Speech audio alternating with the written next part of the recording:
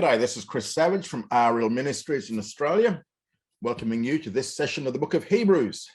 I pray that it will be of benefit to you and help you in your Christian growth. Thank you for coming along.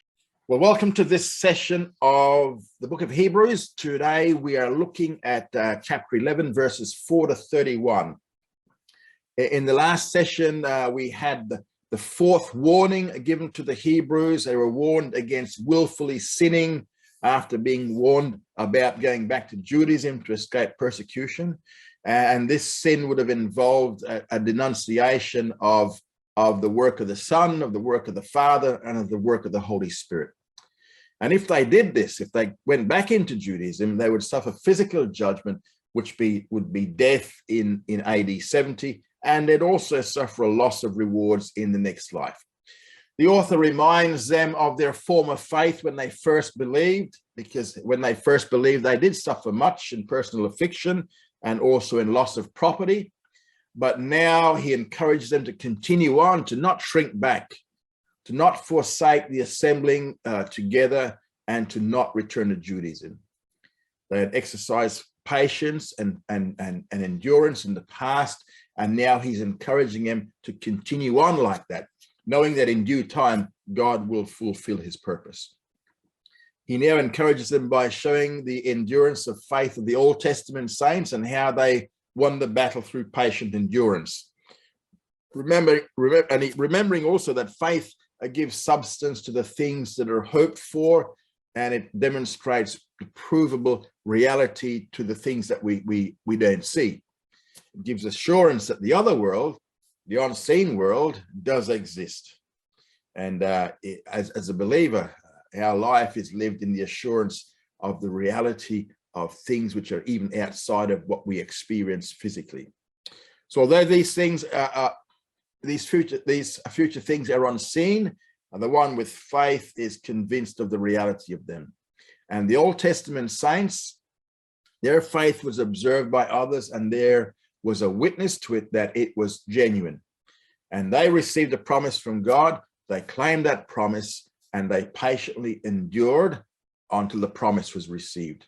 And then God bore them witness that their faith was genuine. Now, the writer now brings the examples of the Old Testament saints to bring these Hebrew believers encouragement. And this is where we kick off in verse 4. So we're going to see the examples of faith, and this goes from chapter 11, verse 4 to 40. We're only going to cover up to verse 31 today. So we're going to see faith in the pre-patriarchal period, that's pre-Abraham. And we're looking at verses 4 to 7. By faith, Abel offered unto God a more excellent sacrifice than Cain, through which he had witness borne to him that he was righteous, God bearing witness in respect of his gifts. And through it, he being dead, yet speaks. By faith, Enoch was translated that he should not see death, and he was not found, because God translated him. For he had had witness borne to him that before his translation, he had been well-pleasing unto God. And without faith, it is impossible to be well-pleasing unto him. For he that comes to God must believe that he is, and that he is a rewarder of them that seek after him. By faith, Noah, being warned of God concerning things not seen as yet, moved with godly fear, he prepared an ark to the saving of his house, through which he condemned the world and became heir of the righteousness which is according to faith. So here in verse 4, we see Abel. Abel manifested faith through the recognition of an obligation. Because by faith, what he did was he offered a more excellent sacrifice than Cain. Cain offered an offering of vegetables, but Abel offered a blood sacrifice, which is what God had demanded. The sacrifice from the flock would not have been killed for eating, because at this time it was still a vegetarian diet. Animals for food came after the flood. This is pre-flood. So the offering that Abel offered was a sacrifice of an animal from his flock. Now, what we see here is that Cain is an example of one who thinks that he can choose his own way to God. But Abel is the example of one who chooses God's way to approach him. Remember, back in Genesis 3:21, God had provided animal skins to cover sin. So back in Genesis 3:21, God had to kill animals to cover the sin of Adam and Eve. And so that is the way one approaches God. It is through blood, because it covers the sin. Now, through his blood sacrifice, Abel demonstrated faith, and therefore he had witness borne to him of his true righteousness. Now, the blood sacrifice did not make Abel righteous. What made Abel righteous was his faith. And the evidence of his faith was that he offered the type of sacrifice that God required. Abel brought a true sacrifice, and he demonstrated true righteousness. Now, here's also an example of a true witness, in that God also bore witness of Abel in respect of his gifts. And through these gifts, which were the blood sacrifice, even though Abel is now dead, he's still speaking. He's still a witness of the life of faith, seen in this instance by a three-stage progression. First up, because he believed, he offered a better sacrifice. That's the first thing. Second, because he offered a better sacrifice, it showed that he was righteous. And third, because he was righteous, he's a true witness of the life of faith. So what we see here is that Abel is a good example of worshiping in faith. And in verses 5 to 6, we see another Old Testament saint. We see Enoch. Now, Enoch manifested faith through a life that was well-pleasing unto God, because by faith, Enoch was translated that he should not see death. And the means was he was not found because God translated him. Now, this is the way this is an accurate translation of the Hebrew of Genesis, and that simply reads, he was there and then he was not there anymore. He just disappeared.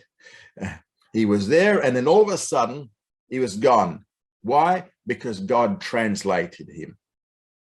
God translated him from earth to heaven. And he, like Abel, had witness borne to him. And God bore witness to Enoch that he was well-pleasing unto God.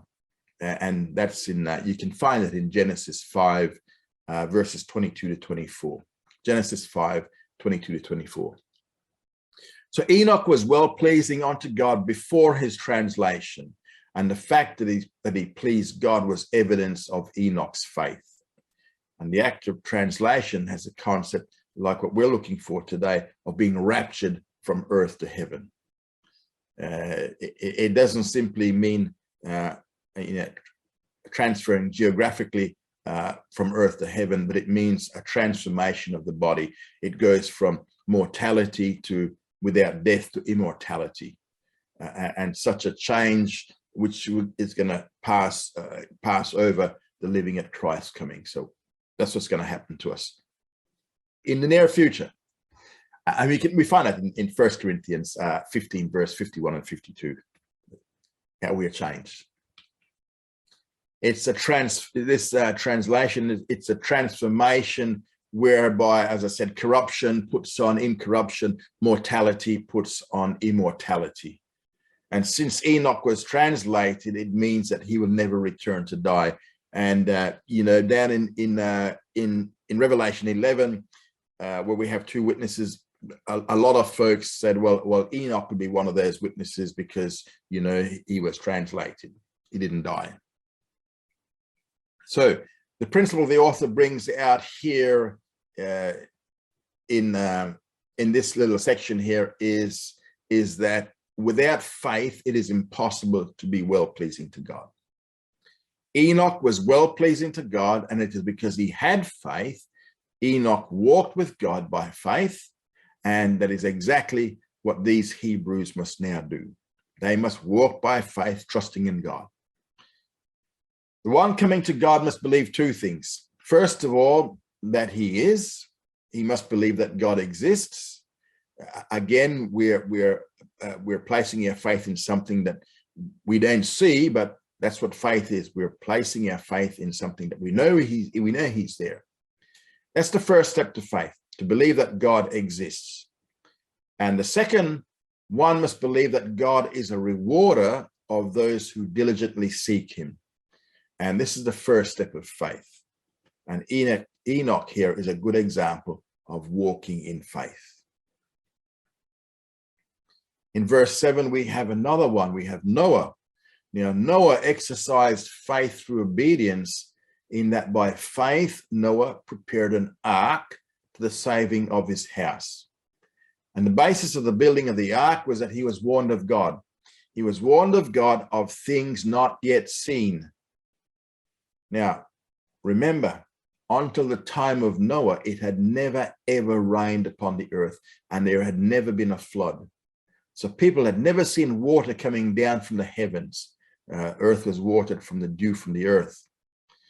Nevertheless, God said it would happen, and Noah believed God. He was believing God for something that he'd never experienced before. And he showed his faith by building the ark.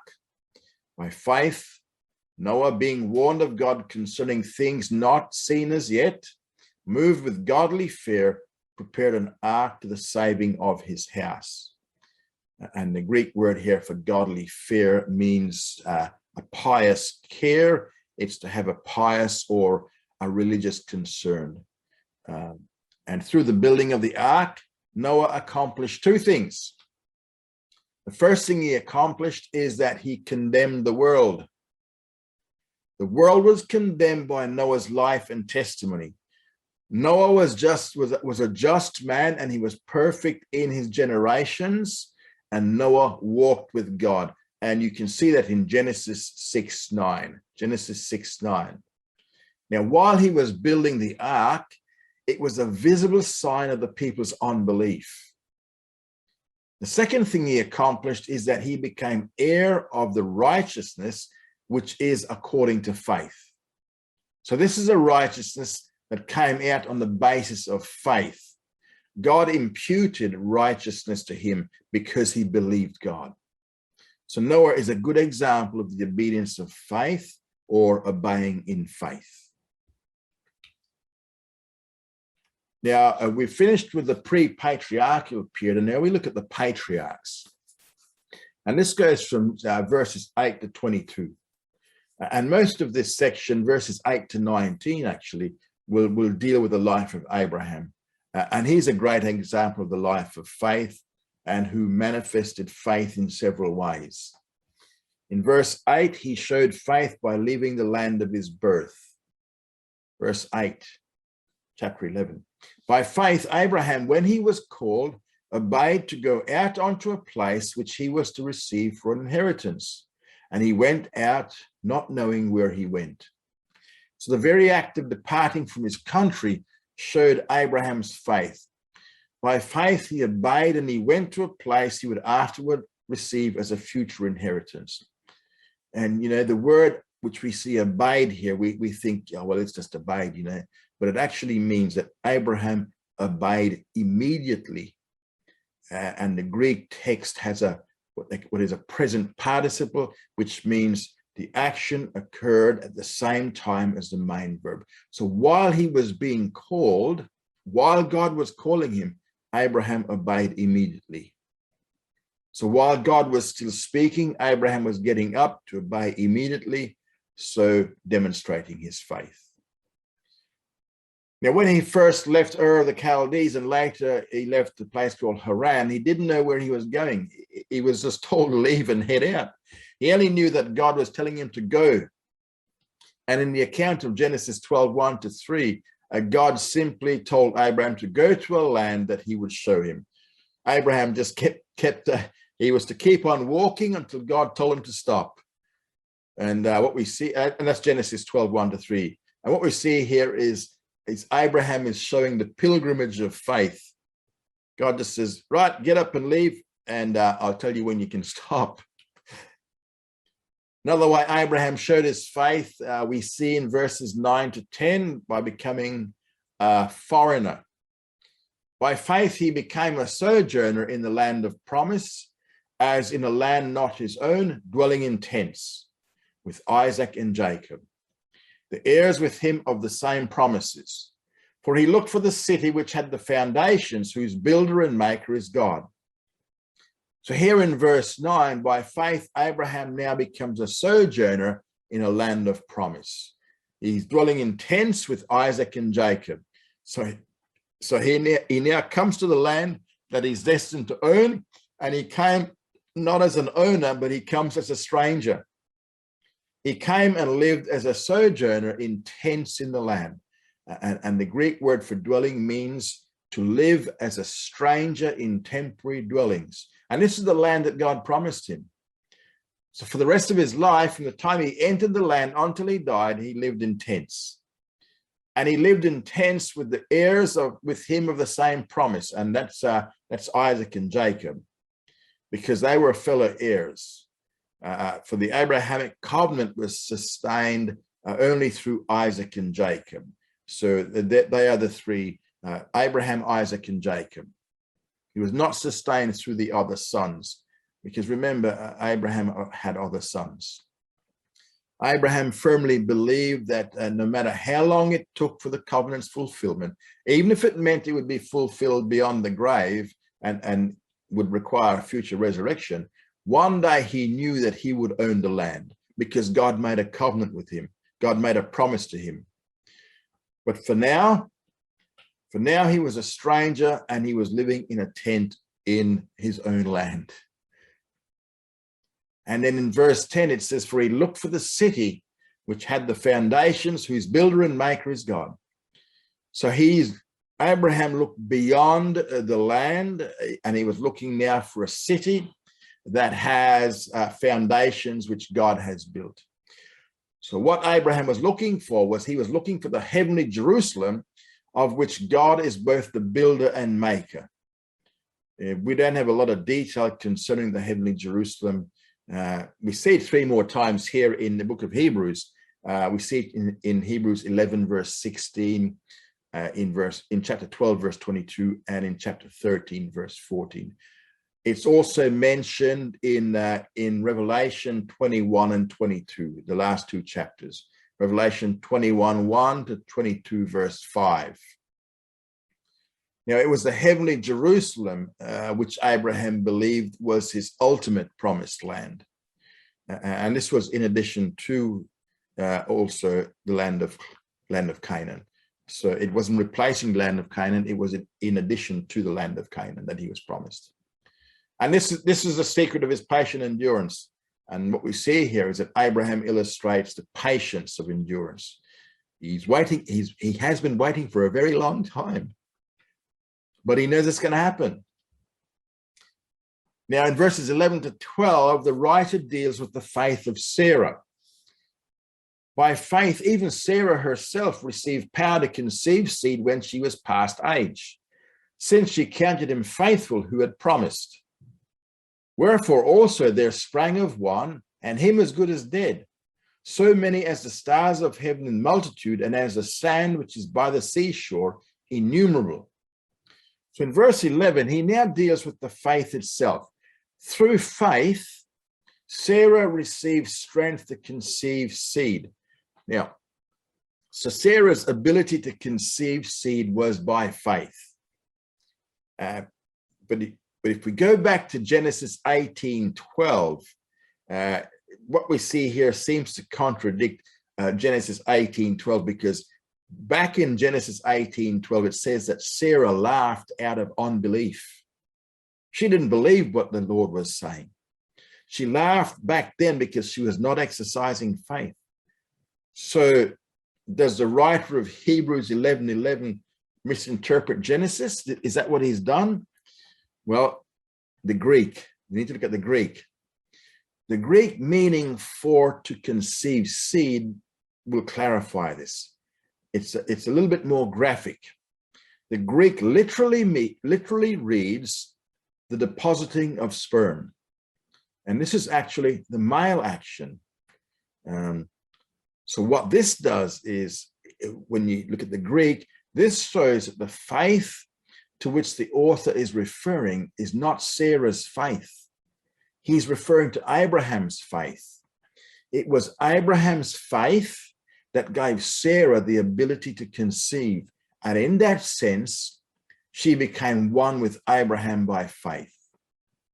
So Abraham, together with Sarah, received power to conceive seed when she was past age, since she counted him faithful who had promised. The emphasis here is not that Sarah herself had this faith, but that her husband Abraham had faith. And because of her husband's faith, she now conceived. And the verb conceive, again, the way it is in the Greek, it's a dative of association. Because of her association with Abraham, she was able to conceive. I mean, it'd be pretty impossible anyway without association with Abraham. But she conceived when she was past age, meaning she'd already passed menopause. She had gone beyond the proper time for bearing children. But she counted God faithful who had promised. So she eventually learned that God was faithful to his promise when Isaac was born. And even her giving of Hagar, remember Hagar was her servant, even her giving of Hagar to Abraham, that was actually an act of faith, because it showed that she believed the promise of God that Abraham was to have a son, although she did not seem to have the faith that she would be the mother. And it was after the giving of Hagar in Genesis 16 that we saw the theophany. The theophany appeared in Genesis 18. That's where the three men showed up to Abraham, and one of them was the Lord.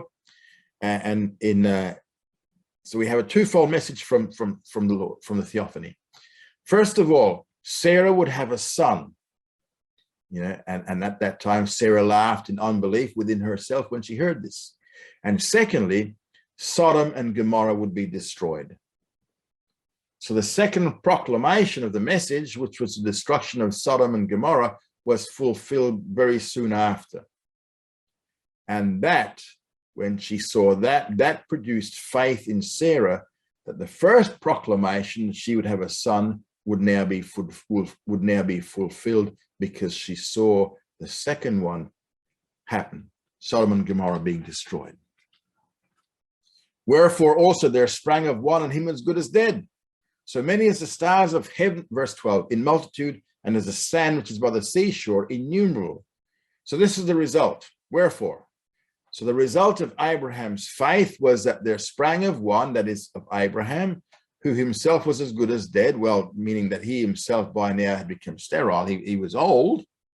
Yet from this one sterile man were born so many as the stars of heaven in multitude, and as the sand which is by the seashore, innumerable. Yeah, by this time when Hebrews was written, Abraham had become not only the father of the Jewish nation, but also the father of several other nations that now make up the present Arab states. So his descendants are as numerable as the sand by the seashore. And this includes these Jewish believers to whom this author is writing. They're part of the innumerable multitudes.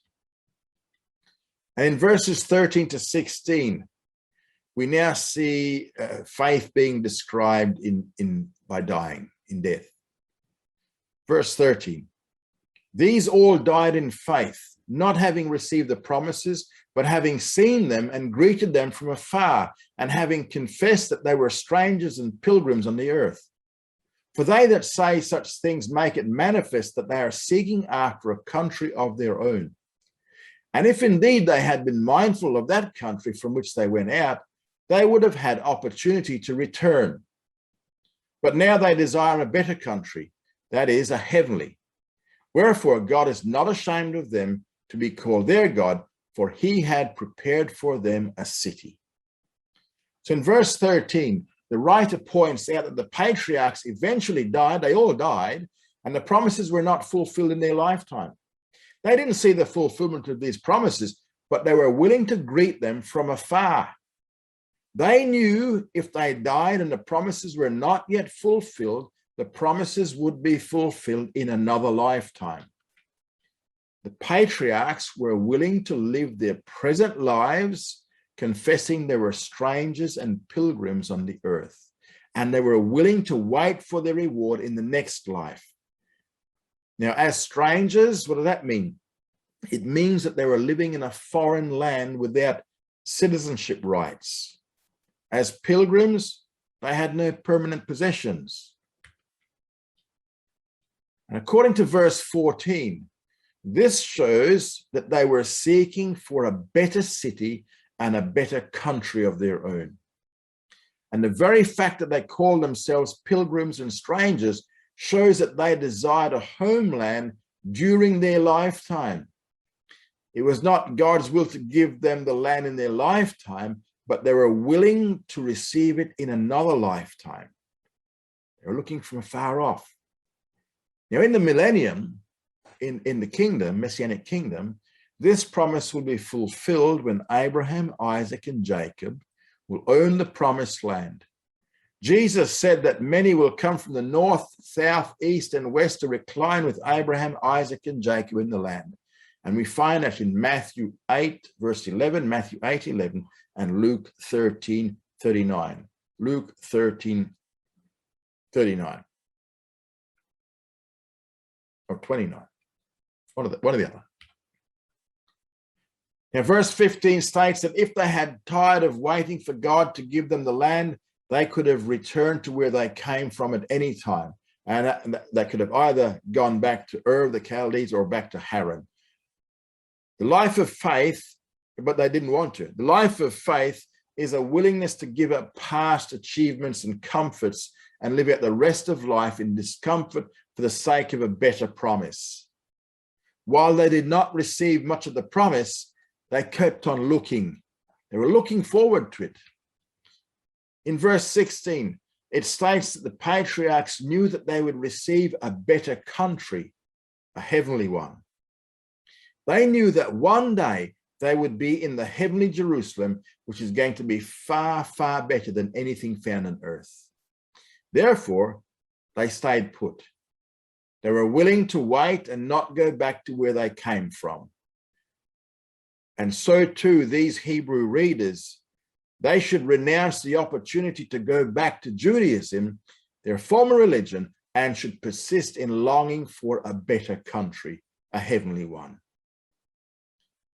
Now, because of the faith of these patriarchs, God was not ashamed to call them brethren. He was not ashamed to be called their God. God had already prepared for them the heavenly city that we're going to see in chapter 12, verses 22 to 24. Chapter 12, 22 to 24.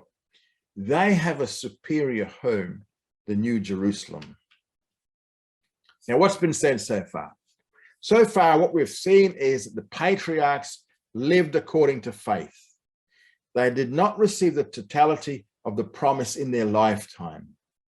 They saw the future fulfillment by faith. They believed that God would bring the promises to pass. They embraced or saluted the promises. They confessed that they were earthly strangers and pilgrims, and they were seeking a heavenly country. And last of all, it says that they had no desire to return to Ur of the Chaldees. They didn't want to go back. They were looking forward. Now, in verses 17 to 19, Abraham showed faith again in the sacrifice of Isaac. Verse 17. By faith, Abraham, being tried, offered up Isaac.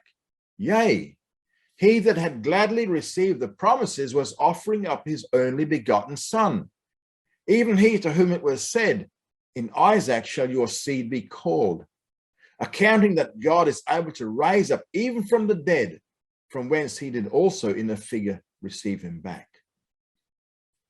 So the proof of Abraham's faith is found in verse 17. By faith, Abraham, being tried, offered up Isaac.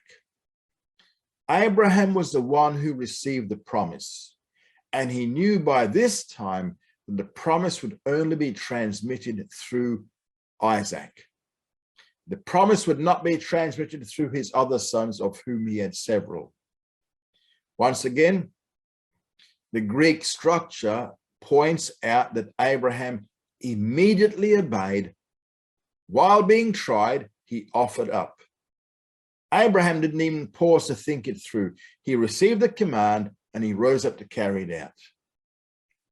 Now, he was asked by God to kill the one son who was supposed to be the inheritor of the Abrahamic promises. He was asked to offer up his only begotten son. Now, obviously, Isaac was not his only biological son.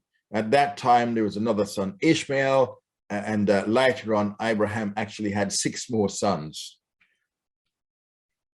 The phrase only begotten, what does this do? Only begotten emphasizes uniqueness.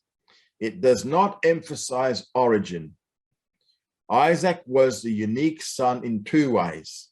First, he was the only son of Sarah. And second, he was the only son who would inherit the covenant, the Abrahamic covenant. When Jesus is called the only begotten son, it does not mean that God created the son. It simply means that the Son of God is his unique son. The Son of God is distinct from other sons the Father has, such as angels and believers. Angels are called sons of God by creation, and believers are called sons of God by adoption.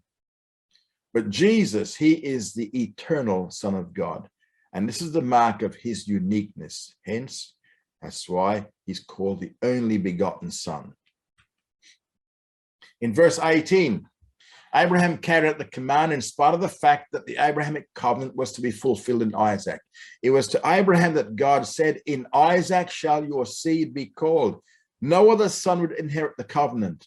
If Isaac died without any seed at this point, as Isaac didn't have any children, if he died without any seed, then the Jewish line would be terminated.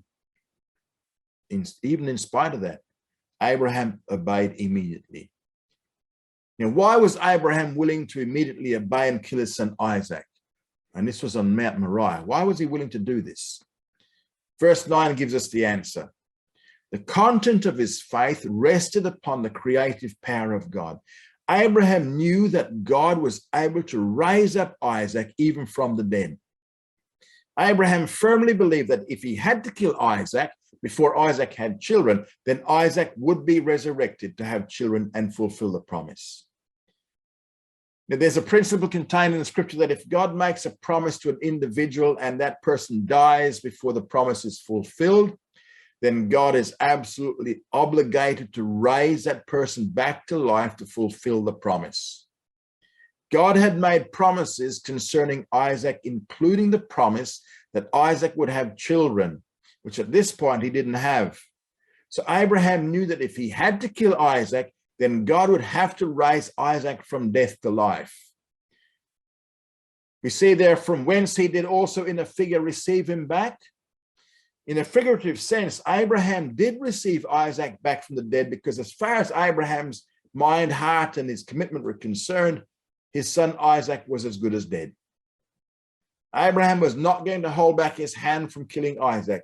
He was going to plunge that knife into him, because that was what God demanded. And this principle lies behind the discussion between Jesus and the Sadducees concerning the resurrection. Sadducees, if you remember, they do not believe in the physical resurrection of the dead as did the Pharisees. The Sadducees like to ask the Pharisees tricky questions to make them look silly. And one day the Sadducees tried one of those tricky questions on Jesus. A woman was married successively to 7 brothers. In the resurrection, whose wife will she be? Jesus answered that the Sadducees did not understand God's power, and they did not understand the nature of the resurrection. The resurrection is not just a reawakening, but includes a tremendous transformation. There'll be no marrying or giving in marriage in the resurrection.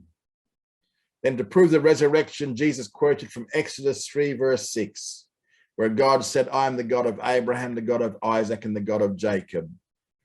And that one statement was enough to prove the resurrection. How did it prove the resurrection? The phrase, I am the God of Abraham, Isaac, and Jacob. That's the Old Testament formula for the Abrahamic covenant. In that covenant, God made specific promises to Abraham, Isaac, and Jacob, but they all died without the fulfillment of those promises. Because God is a covenant-keeping God, his covenant with them requires or obligates him to resurrect Abraham, Isaac, and Jacob to fulfill his promises. The principle is, if God makes a promise to an individual and that individual dies before the promise is fulfilled, God is obligated to resurrect that individual to fulfill the promise with him. Abraham knew this principle. That's why Abraham did not flinch in lifting the knife to slay Isaac. He knew that God was obligated to raise Isaac from the dead. So Abraham is a good example of the life of faith. In verse 20, he now deals with Isaac. By faith, Isaac blessed Jacob and Esau, even concerning things to come. By faith, Isaac blessed Jacob and Esau, although he did not give the blessings to the one to whom he intended to give them. Nevertheless, Isaac knew the blessings he gave would come to pass. They were prophetic blessings. There are future blessings, predicting future things for Jacob and for Esau. There were things that were still future, and therefore it entailed waiting with patient endurance. Although Isaac blessed the son he did not want to bless, and vice versa, nevertheless, by faith he knew that what was prophesied in those blessings would come to pass. So this is an example of future faith. In verse 21, he spoke of Jacob. By faith, Jacob, when he was dying, blessed each of the sons of Joseph in worship, leaning upon the top of his staff. Jacob did this when he was dying. Like his father Isaac, Jacob also issued prophetic blessings concerning two sons in Genesis 48, verses 8 to 20. Genesis 48, 8 to 20. Jacob issued prophetic blessings concerning the two sons of Joseph. The fact that Jacob was dying shows he knew he would die before God's promises would be fulfilled. Yet Jacob believed God was able to keep his promises, and he did not hesitate to give prophetic blessings to the two sons of Joseph. He worshipped, leaning on the top of his staff. He leaned on the top of his staff, showing the weakness of age. He was an old man. But he knew as he worshipped that in these blessings he was speaking the word of God. As it is with Isaac, so it is with Jacob. These are examples of future faith, faith concerning future things. In each of these historical instances, God's original promise and covenant with Abraham is reiterated, recalling that God gave the land of Canaan to Abraham and Abraham's descendants as their possession unconditionally and eternally. Each patriarch who conferred blessing on the next generation did so by faith, anticipating the eventual fulfillment of God's covenant. So faith produced patient endurance. In verse 22, we now see Joseph. By faith, Joseph, when his end was nigh, made mention of the departure of the children of Israel and gave commandment concerning his bones. So when Joseph reached old age, he realized that he was going to die in Egypt, and he left a command concerning his bones. And just before he died, Joseph reiterated his faith in the promise of God, saying, God will surely visit you and bring you out of this land to the land of which he swore to Abraham, Isaac, and to Jacob. That's in Genesis 50, verse 24. Genesis 50, verse 24. Now, because of his faith in God, he was certain of the eventual restoration of Jacob's descendants to the land of promise that he had made with the Israelites, promised with an oath that when the return came, his bones would be carried from Egypt to the promised land. So Joseph, too, is an example of future faith. He knew they were going to be out of the land, and he didn't want his bones left behind. So he had a promise made. Now, faith in the wilderness sojourn, we see this in verses 23 to 31. By faith, Moses, when he was born, was hid 3 months by his parents because they saw he was a goodly child and they were not afraid of the king's commandment. It's verse 23. Now, this section deals with Moses, most of this section, and shows various examples of the decisions of faith. In verse 23, what we see here is the faith of Moses' parents. Pharaoh had issued a decree that all male Hebrews were to be drowned at birth. That's in Exodus 1, verse 22. Now, Moses was hidden by his parents for 3 months after he was born.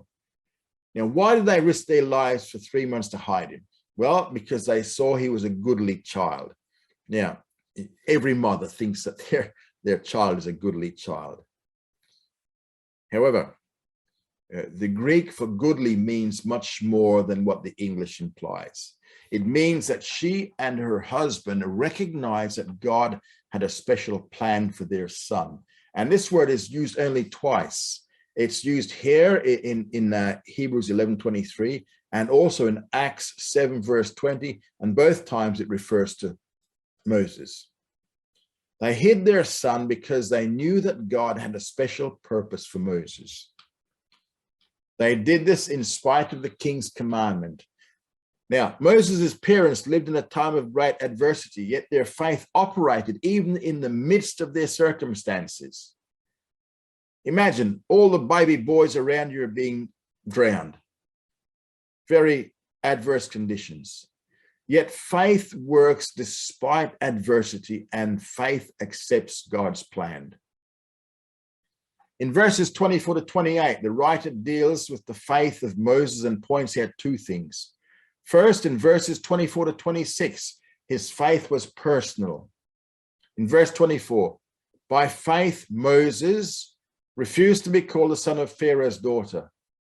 And the time when he made this decision was when he was grown up. So at a certain age, at the age of 40, when he was grown up, Moses made this decision. Moses' decision was that he would no longer be identified with the Egyptians, but would now be identified with his own, the Jewish people. This decision was prompted by faith. The position he gave up was to be called the son of Pharaoh's daughter, and he gave up the position of being the son of a royal princess. Therefore, he gave up his position as a royal prince because faith will sometimes have to reject worldly honor. In verse 25, the choice was to share ill treatment with the people of God. This is the positive side of his choice. Moses chose to identify with the ill treatment of the people of God. The Greek word for ill treatment is used only here in the Greek New Testament. Moses was not exchanging one privileged position for another privileged position. Rather, he was giving up the royal position to share ill treatment. So what he's doing is he is disassociating himself with the royal family to identify himself with a race that had been reduced to abject slavery. And we see that in Exodus 1, verse 8 to 14. Exodus 1, verse 8 to 14. In verse 25, he's choosing rather to share ill treatment with the people of God than to enjoy the pleasures of sin for a season. There was no prospect of privilege in the decision Moses made by faith. He recognized that while the Egyptians had empire status and the Jews were slaves, it was not the Egyptians, but rather the Jews who were the people of God. And so there was solidarity between Moses and Israel. Therefore, he chose to identify with them. And the negative side is that Moses rejected the enjoyment of the pleasure of sin for a season. He rejected his position in Egypt, a position that would have required him to repudiate God's calling of him as the Redeemer of Israel. Had Moses retained his position in Egypt, he would have committed the sin of disobedience, which would have involved staying in the royal court and a place of privilege, while the covenantal promise could only be fulfilled by him leaving the royal court. He had to leave. He did leave the royal court, and his faith was shown in that he called Israel the people of God. Moses was so assured of what God had promised that on the basis of that confidence, he could separate himself from all the privileges of the royal court. Faith sometimes requires a rejection of the world's pleasures.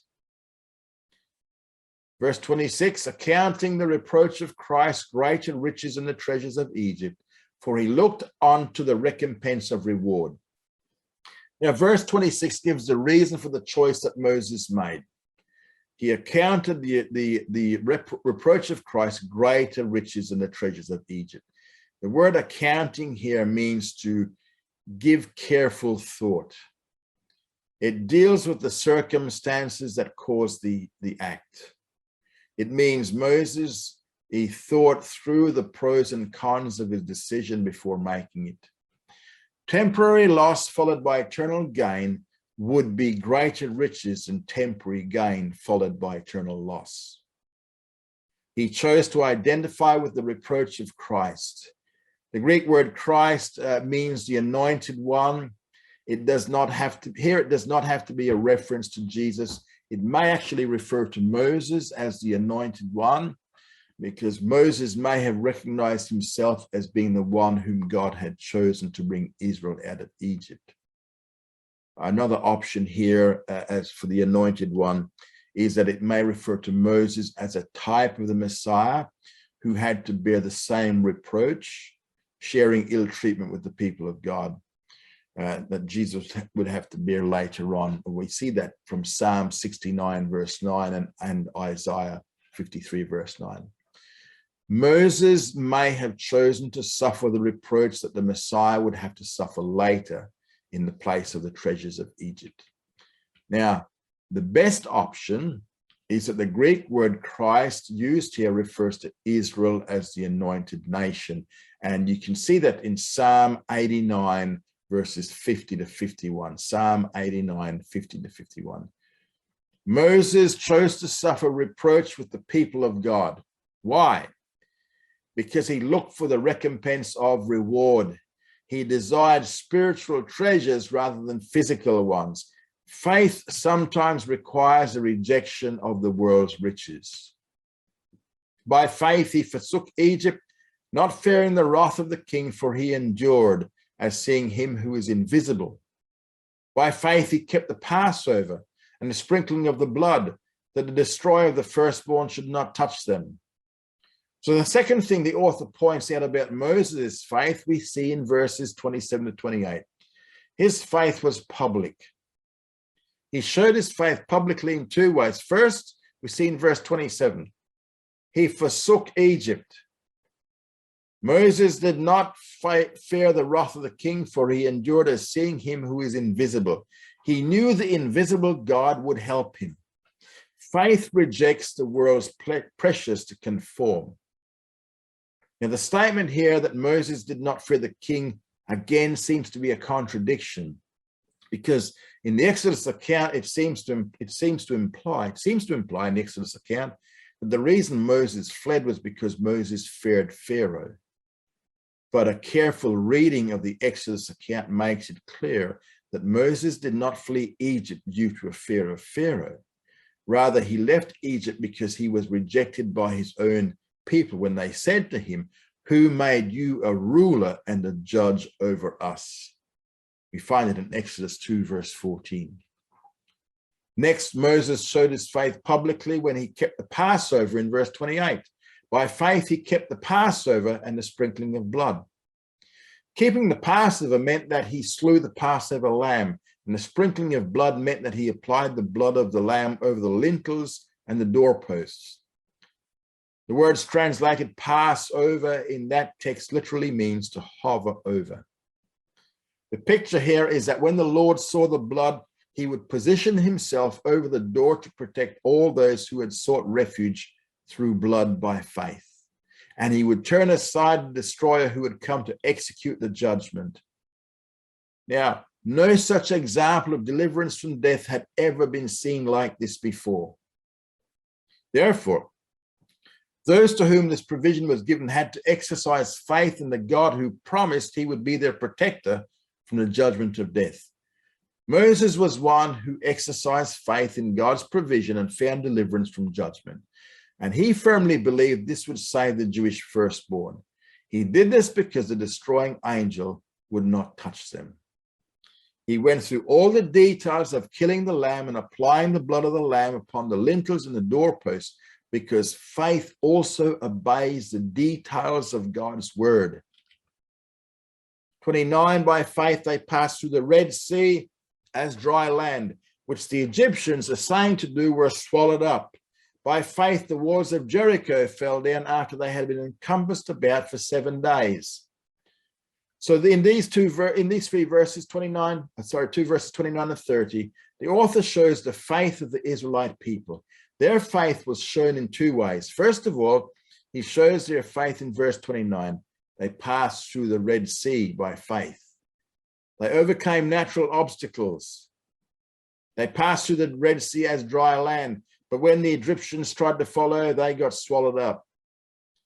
This action, passing through the Red Sea, this began the wilderness wanderings. Faith is willing to do what is unnatural.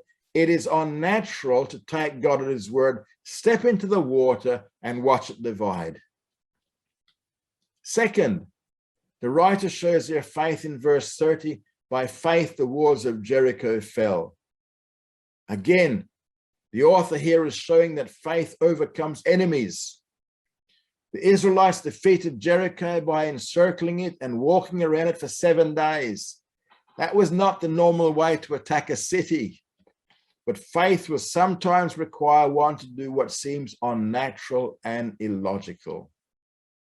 And this event marked the end of the wilderness wanderings.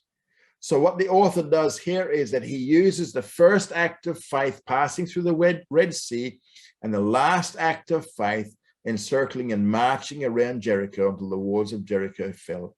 And he does this to cover the whole period of the wilderness wanderings. This is all he needs to say, because the Israelites showed faith at the beginning and at the end. Earlier on in Hebrews 3, chapters 3 and 4, he pointed out that there was widespread disobedience and lack of faith during the wilderness wanderings. The lack of faith in chapters 3 and 4 brought physical death and failure. Here, he points out that there was also faith during the wilderness wanderings. And the presence of faith resulted in overcoming natural obstacles and enemies. By faith, Rahab the harlot perished, not with them that were disobedient, having received the spies with peace. So here, the author now deals with the faith of Rahab the harlot, who showed her faith by receiving the Jewish spies with peace. Now, the Canaanites in general knew about the events in Egypt. They knew about the events in Egypt. They knew about the Exodus and the wilderness wanderings. Now, having this knowledge, the question is, how would they respond? Rahab did obey, and therefore she and her family were spared. The genuineness of Rahab's faith had been demonstrated by the protection that she provided for the spies. And it was because of her faith that she was spared when Jericho fell. It was not Rahab's works that delivered her from her judgment, but rather it was her faith in the God who brought judgment. And that God provided deliverance for her when the city fell. Rahab, a stranger to the covenants, received blessing on the same basis as those mentioned earlier by the author, and that is by faith. Rahab believed in God and believed that the land would be given to Israel according to his promise. That same witness had been given to the people of Jericho, but unlike Rahab, they were disobedient. They did not believe. This shows that others knew what she knew, but the others did not obey, and they perished. Result for her, she and her family were spared. And we will end it there. Thank you for coming along, and study hard and grow strong.